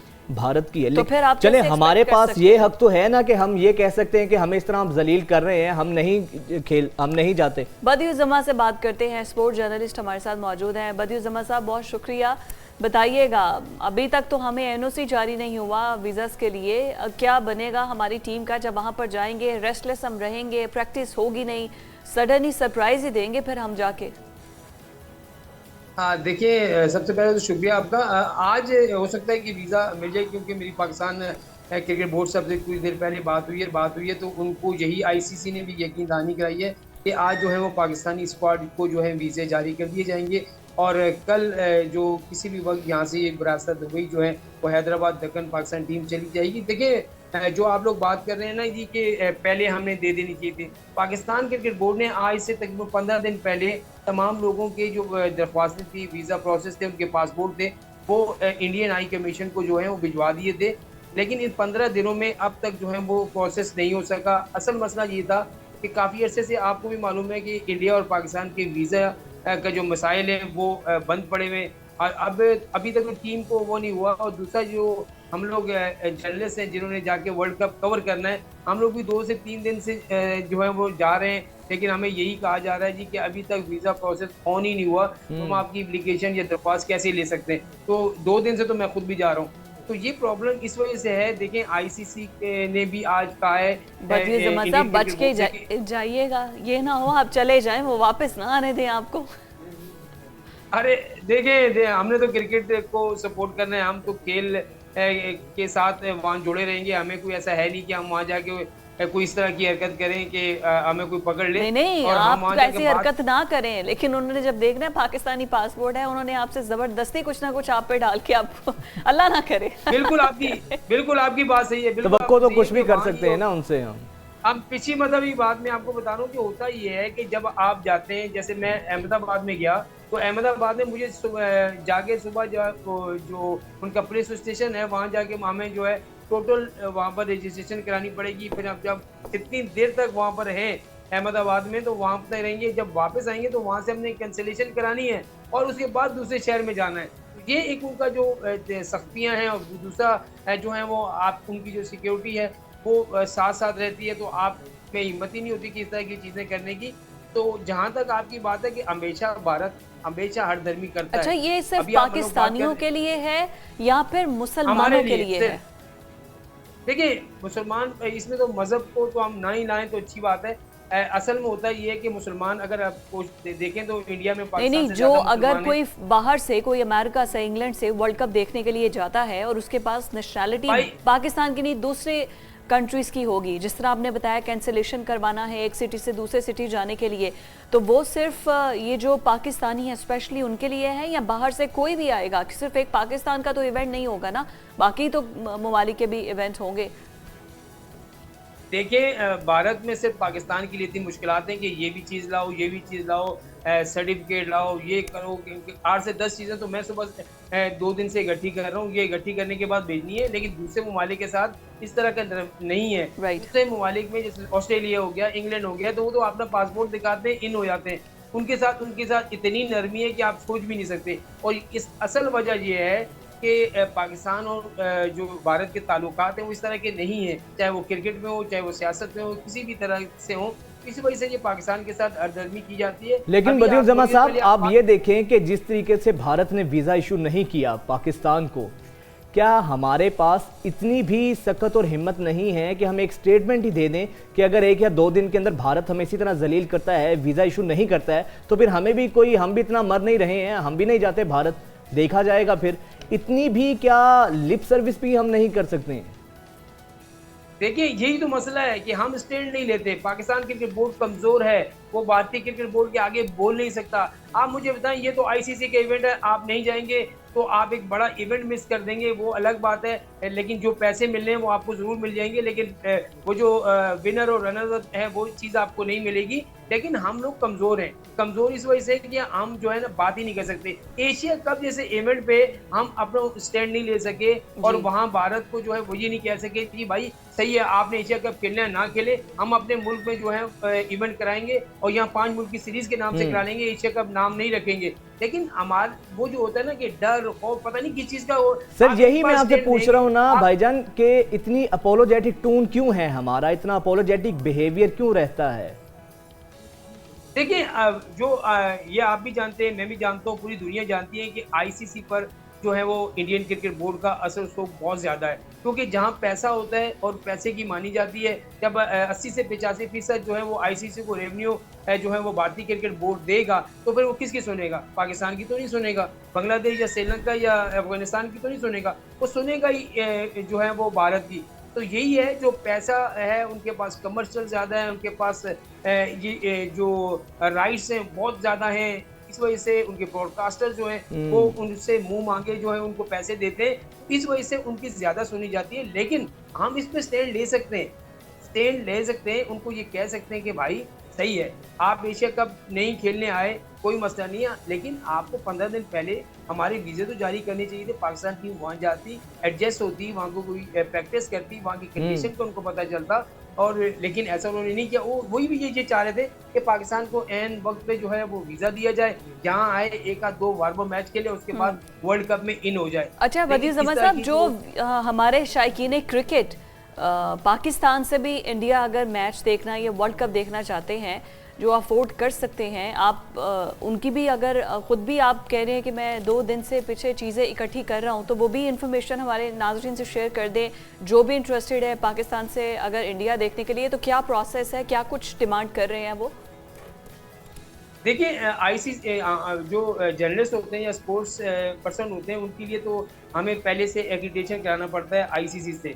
जब आईसीसी हमारा एक्रेडिटेशन अप्रूव कर देता है, वो एक लेटर देता है जी कि ये आईसीसी से अप्रूव है और इसको आप वीज़ा जारी करें, ये वर्ल्ड कप कवर करने के लिए आ रहा है, अपने इदारे की तरफ से आ रहा है, या जो भी चीज़ है वो कर दी जाती है। लेकिन शायकीन क्रिकेट के लिए वो चीज़ तो नहीं है। शायकीन क्रिकेट वो होंगे जो अपने तौर पर, जो उनकी रिक्वायरमेंट, जब आप उनकी वेबसाइट पे जाएंगे इंडियन पे तो सब लिखा हुआ है क्या क्या आपने करना है, तो फिर वो भारत की मर्जी है किसको वीज़ा दे किसको ना दे, वो उसके ऊपर है। लेकिन कहा ये जा रहा है, अब तक ये इत्तला दी है कि पाकिस्तान टीम को जब वीज़ा जारी हो जाएगा तो उसके बाद जो है वो इस्लामाबाद का जो हाई कमीशन है इंडिया, वो जो है हो सकता है कि स्पोर्ट्स ये जितने भी लोग जा रहे हैं इनके लिए अपना वीज़ा ओपन करे और फिर उनकी दरख्वास्तें मसूल करेगा। अब ये नहीं तो पता चल सकता कि वीज़ा हमें मिलेगा तो हम पाकिस्तान का पहला मैच या दूसरा मैच कवर भी कर सकेंगे या नहीं कर सकेंगे, और उसके बाद भी आई डोंट थिंक सो कि अभी इतना रिसेंट इंडिया वीज़ा इशू करेगा भी, अगर कोई जाना भी चाह रहा है वहाँ पर पाकिस्तान से वर्ल्ड कप देखने के लिए। थैंक यू सो मच बदिउल जमा साहब मौजूद थे। इसका एक मसला ये भी होगा ना फिदा कि हम जेलिन कैसे होंगे, जाएंगे, प्रैक्टिस का इतना टाइम होगा नहीं,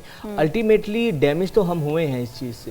हमारी टीम को थोड़े मुश्किलात तो होंगी, लेकिन आई होप सो कि वो एशिया कप जैसी परफॉर्मेंस इंडिया में जाकर ना दें। अभी तो हमें उनका मोराल बुलंद करना है, हमें उन्हें फुल सपोर्ट करना है कि उन्हें पता हो कि पूरी पाकिस्तानी कौम जो है वो आपके साथ है और फ़ख्र महसूस करती है, तो वो पाकिस्तान को जब रिप्रेजेंट करेंगे। अभी आई थिंक जैसी भी परफॉर्मेंस हुई है, जिस तरह भी हुई है, अभी उनको एक बड़े पॉजिटिव एनर्जी के साथ भेजना होगा, पॉजिटिव एनर्जी के साथ भेजना पीसीबी होगा। का काम है। दूसरा फिर अपनी नफ्स पर आपको काबू रखना होगा, नफ्स पर आपने प्रेशर को ओवरकम नहीं होने देना है। चलें, ये तो जब भी होगा देखा जाएगा इंशाल्लाह, हमारी दुआएं साथ हैं। पहले वीजा तो इशू हो ना, पहले वीजा तो इशू हो, उसके बाद ये बातें। अच्छा, अब कोयटा से एक बड़े मजे की खबर हम आपको दे रहे हैं। अच्छा, वैसे जो बड़ी बड़ी सेलिब्रिटीज होती है ना, टिकटॉकर्स जो होते हैं, उनकी तो समझ में आती है, फैन फॉलोइंग इतनी होती है कि मिलियंस में, नहीं जो उन्हीं सेलिब्रिटीज के फॉलोअर्स होते हैं ना।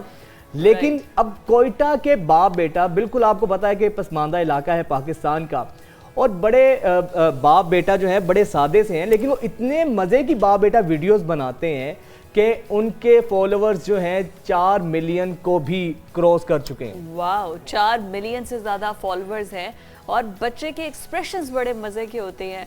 छोटा सा बच्चा है और वो अबू बकर नाम है इसका, और वो लड़की की एक्टिंग भी करता है, लड़के की एक्टिंग भी करता है। अच्छा, ये है गॉड गिफ्टेड के मतलब आप ये देखें कि इतना छोटा सा बच्चा है, ये नेचुरल एक्टिंग कर रहा है, इसने किसी से देखी नहीं, सीखी नहीं, किसी ने समझाया नहीं। जब आप बाशऊर हो जाते हैं, हाँ, जब आप मतलब एडल्ट हो जाते हैं, आपको थोड़ी नो हाँ होती है, तब तो समझ आता है कि आप ये सब कर सकते हैं। लेकिन जो छोटे बच्चे ऐसे होते हैं ना, अच्छा, फिर इसमें सबसे मजे की बात ये है कि बाप बेटे का इस तरह से इनके जो एक्शंस देखने को मिलते हैं, वो बहुत मजे की चीज है ना। अब तो ये YouTube से कुछ डॉलर्स में अर्निंग भी कर रहे हैं, क्योंकि वो टिकटॉक पे तो मोनेटाइजेशन ऑन नहीं हुई, इसकी वजह से अब अर्निंग मोटिव के लिए यूट्यूब पर भी शिफ्ट हुए हैं।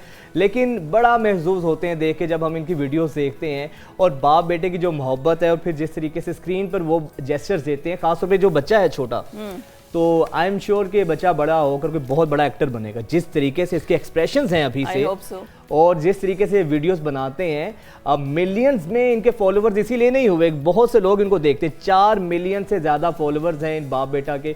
और ये जो छोटा बच्चा अबू बकर है, कभी लड़की बन जाता है, कभी लड़का बन जाता है, और इतने मज़े के जेस्चर्स हैं कि देखने वालों की जो है ना तवज्जो नहीं हटती है जब इनकी वीडियोस देखते हैं। अब असल में बात यही होता है ना कि सोशल मीडिया पर आपने ऑडियंस को ग्रैब करके रखना है। जब आपने ऑडियंस को ग्रैब करना है कि वो आपकी वीडियो से हटे नहीं, आपकी वीडियो देखें, तो उसके लिए फिर कुछ ऐसी इंटरेस्टिंग चीज़ भी होनी चाहिए।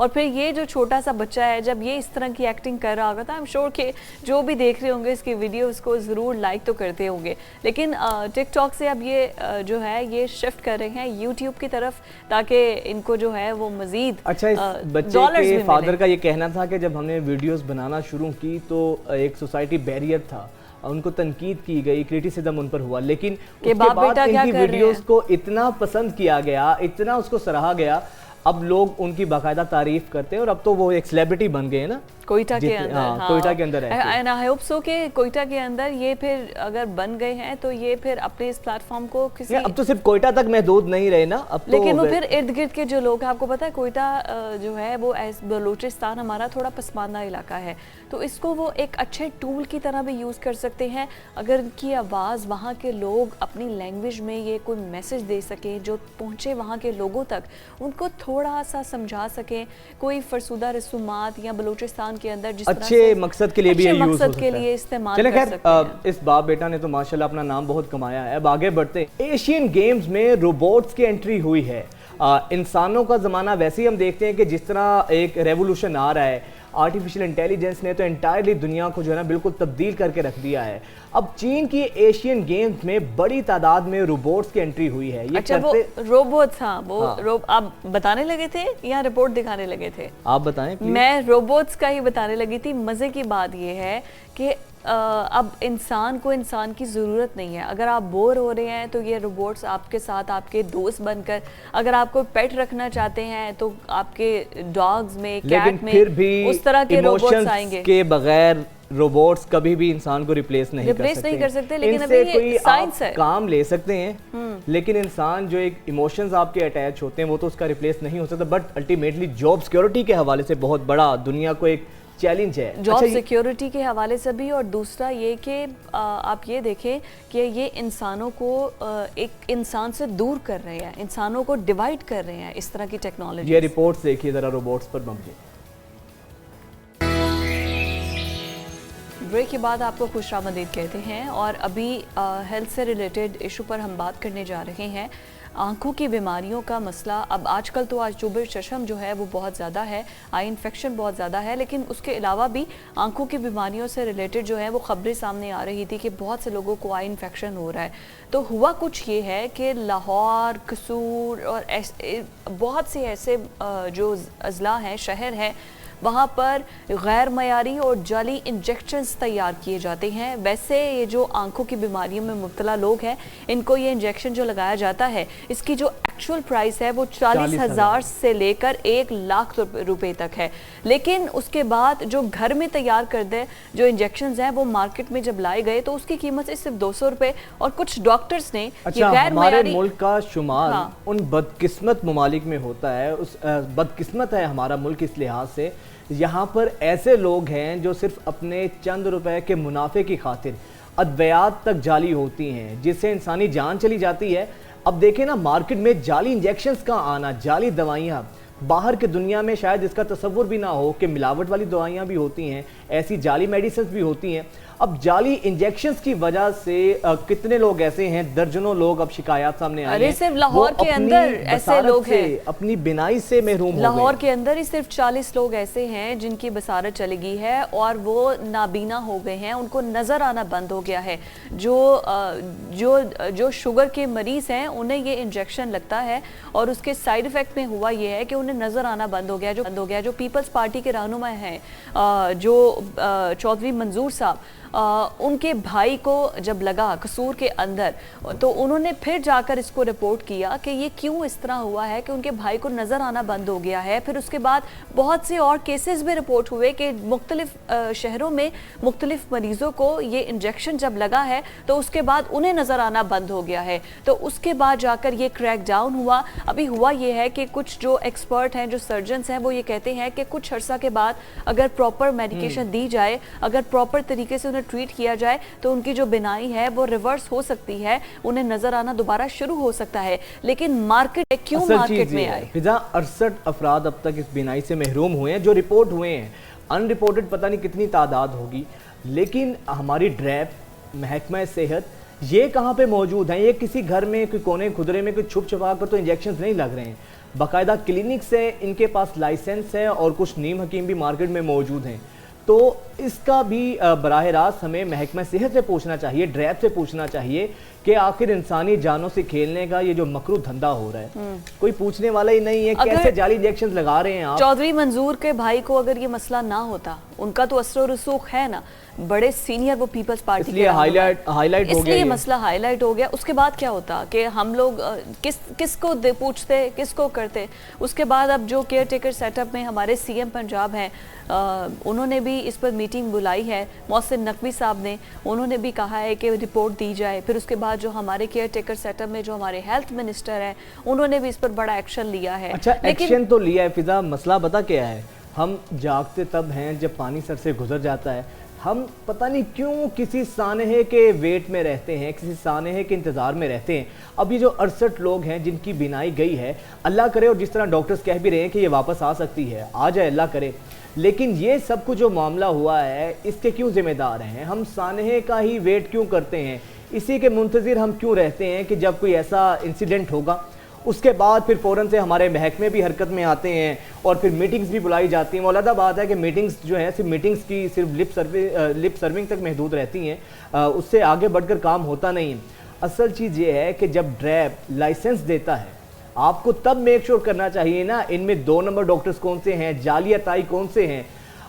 इसके ऊपर अगर मेक श्योर कर लिया जाए कि आप लाइसेंस रिश्वत ना दें, आप लोगों को जब लाइसेंस इशू करते हैं तो देखें कि बाकायदा उनके पास डिग्री मौजूद हैं, सर्टिफिकेट्स उनके पास मौजूद है, तो तब आप देना। अच्छा, सर्टिफाइड जो होते हैं ना, जो एक्सपर्ट होते हैं, उन्हीं के पास जाना चाहिए है। लेकिन उससे भी बड़ी बात पता है क्या है कि जो लोग ये जो ड्रग्स बना रहे होते हैं, 2 नंबर ये जो अद्वियात बना रहे होते हैं, मुझे ये उनकी सोच समझ नहीं आती। सबसे पहले तो साइकेट्रिस्ट के पास उन लोगों को लेकर जाना चाहिए कि उनका ज़मीर, उनका दिल मानता कैसे है। आप मुनाफाखोरी में कैसे ये सोच सकते हैं कि यही पैसा किसी की जान ले सकता है। जो आप मार्केट में अद्वियात दे रहे हैं, जो आप तैयार कर रहे हैं, उसके बाद आप अपनी औलाद को, आप खुद वो हराम की चीज़ खाएंगे, आप अपनी औलाद को खिलाएंगे। आपके इर्द गिर्द, आपके करीब कोई आपके बेटे या वही चीज़ दोबारा अगर आपकी फैमिली में आ जाए और आपको बिनाई का सामना करना पड़े, नाबीना हो जाए आपकी फैमिली में से, तो फिर शायद उनको समझ आए कि कार्मा इज रियल। जो आप करते हैं वही आपके आगे आता है। तो फिर आई थिंक कि वो कुछ बेहतर हो जाए। सीएम पंजाब से, पंजाब हुकूमत से भी दरखास्त है कि जो जाली अताई हैं या ये जो जाली इंजेक्शन दे रहे हैं क्लिनिक्स, हॉस्पिटल्स या जो भी ये लोग हैं, उनके खिलाफ फ़ौरन एक्शन लें और इनको वाकई में सज़ा दें ताकि आइंदा किसी की सेहत और ज़िंदगी दांव पर ना लगे। आगे बढ़ते हुए अभी आपको एक और अच्छी खबर देते हैं।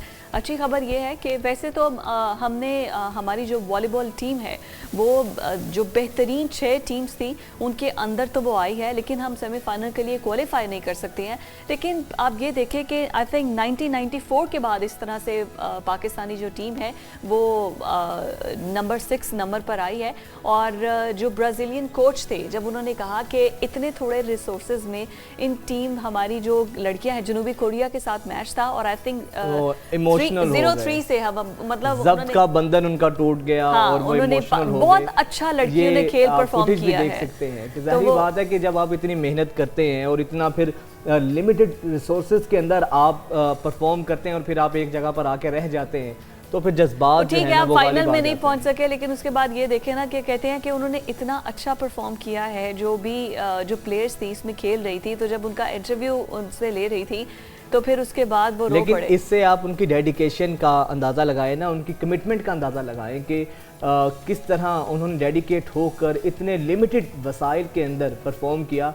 ये वाकई में तारीफ और दाद के मुस्तहिक। और उसके बाद उन्होंने वो जो लड़कियों का जो हार्ड वर्क था ना, वो उन्होंने अपनी आंखा होगा, इसी वजह से वो शायद रो पड़े। लेकिन आई थिंक हम पूरी पाकिस्तानी जो कौम है वो they are proud of you, जो भी हमारी खवातीन है। और वैसे भी मुझे पता है हार जीत गेम का हिस्सा होता है। एग्जैक्टली, आप अच्छा खेलें और जैसे जनूबी कोरिया के साथ उन्होंने गेम खेला है और उनको एक गोल भी नहीं करने दिया है, तो आपने वैसे बहुत अच्छा खेला है, आउट क्लास खेला है। आपसे अब मुलाकात होगी कल। इजाज़त दीजिए, अल्लाह हाफ़िज़।